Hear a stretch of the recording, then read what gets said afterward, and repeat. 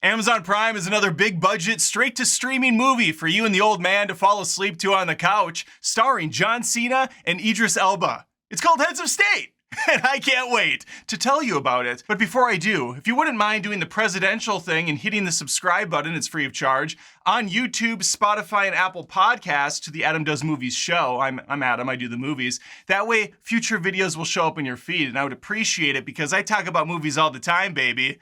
Sorry for calling you baby. Let's talk about this movie. Now, when it comes to streamers, I have the lowest of low expectations, which might be the reason why I did not mind Heads of State. Do I think it's an amazing film? No, certainly not. It's a half hour too long at 2 hours. It's got some pretty obvious editing errors, and there's something off with the production of this movie all around. However, it's been a dirty dick bad year for films, so seeing something with a boneheadedly dumb plot that at least manages to stay competently fun from beginning to end, that is a win for me. I wasn't actually going to watch this movie because I have enough on my plate, and I thought, well, this is going to be bad. Why waste 2 hours on this? But I did a live stream the other night, and people were in the comments saying, Adam, watch the movie. You can destroy it. It's terrible. And so I went in fully expecting to rage on this thing, and I was left thinking, oh, well, that's kind of a bummer. This wasn't outright awful. And so I'm going to be letting some people down by saying this isn't awful. But that is, in my heart of hearts, the honest truth.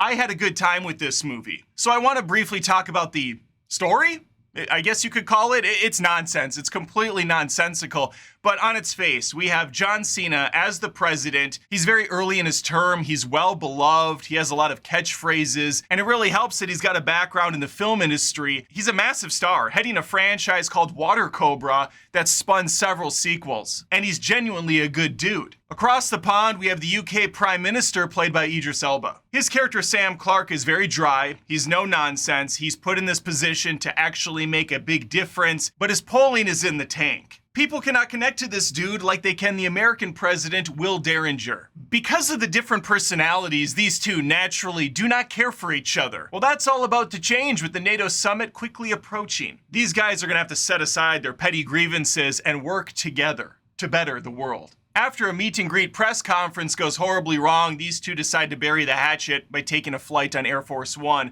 and that's when things really hit the fan. Because an evil Russian terrorist attacks the plane, which supposedly kills the presidents, only to find them on the run behind enemy lines. Everything after this is complete bullshit. Bad guys just warp from place to place. There's a computer system that can keep tabs on the presidents at all time. But I was able to forgive all the conveniences because this movie is not taking itself serious at all. There's even a couple montages they do throughout the movie to explain how a character went from here over to here. It never really makes sense, and it really doesn't have to, because the plot, the story, that's just fodder in the background in order to get our leads into some precarious and fun situations, and that's exactly what it is. There's an attack on Air Force One that's insane, where the thing's under massive attack. There's a dude up there that's throwing knives. He's a master at throwing knives, and then never really utilizes them again later. But it was a cool scene. There's also an attack that goes down in a safe house, which features Jack Quaid in a small 10-minute role. That's the best part of the movie. He's very fun to watch on camera, just like his dad, and he turns this safe house into a kill box for the bad guys that show up. He's got this old school monitor with a cable running across the room so he can see everyone in their locations, and he just starts shotgunning through the wall at guys. Now, we certainly can't have a modern action movie without a good old-fashioned strong female lead. And quite frankly, for an Amazon Prime streaming exclusive, it's about time. Here we have actress Priyanka playing Noelle. She's a hot, awesome, badass CIA agent who's really good at shadow fighting. I mean, I counted probably 6 times where those hands never got even close to connecting with the face. But that's one of the issues with the editing in this film. There are so many moments where I thought, really? This is the best camera shot we had for that punch where you can clearly see it does not connect with the face. She headbutts a dude at one point and they're like 3 feet away. Again, this movie's so stupidly silly that it doesn't matter very much, but it still kind of pulls you out for a second. Like, come on, at least try a little bit. Which is kind of also an odd criticism for me because clearly they did try in some areas. The movie looks great. As far as like the action and the stunts and stuff, and CGI is, obviously fake looking, but it's a competent fake looking. I wasn't pulled out of the movie at any point. There's really no bad green screen here at all. It's a slick looking film. It doesn't have a cinematic look. I've given up on streaming movies having cinematic looks. They don't. They just look like big budget, straight to TV movies, which is unfortunate. I really do miss the softer lenses we had in the past and the film grain you would get on movies that give it kind of the mystique it used to have. Now everything just looks like 8K high resolution shit you can make on your phone. So again, there's pros and cons to the production. Another major issue I had with this, and it could be a TV setup, although it would be exclusive to this movie only because I have no problems with other films.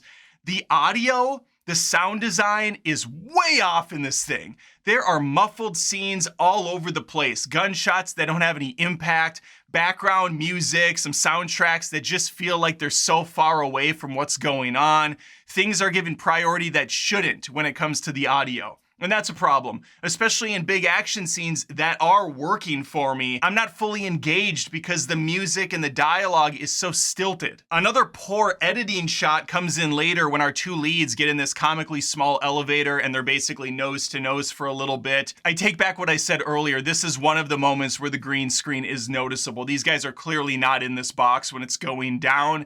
They're just popped in front of a green screen. So it's extra bizarre that when they get out of the elevator, they have flipped positions. At one point, Cena's on the left, Idris is on the right, and then they get off the elevator and they've swapped. There's no way for them to move in this thing, which makes that editing decision all the more puzzling. They were in front of a green screen. You could have just flipped them around in post.